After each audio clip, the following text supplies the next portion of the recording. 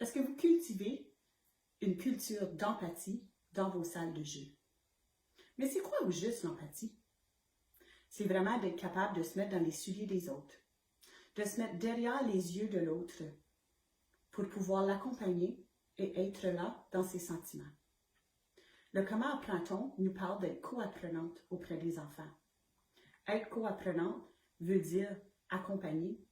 Il faut accompagner les enfants dans leurs sentiments. Observer, c'est la clé de beaucoup de choses. C'est la clé de l'empathie aussi.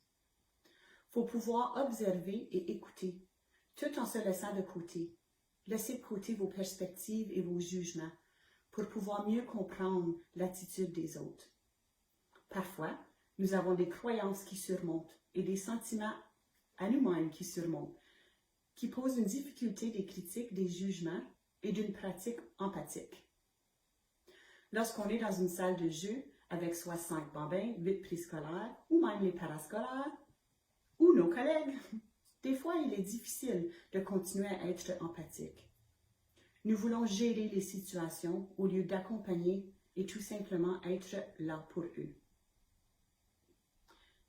Je vous donne le défi de simuler des situations afin de pratiquer votre propre empathie, de mettre de côté vos perspectives et vos jugements et de ne pas critiquer les attitudes des autres.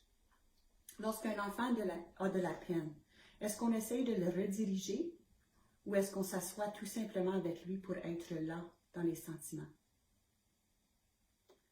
Favoriser l'empathie aide nos relations bienveillantes et ça nous aide à nous-mêmes aussi. De comprendre l'enfant, de l'observer, de l'écouter.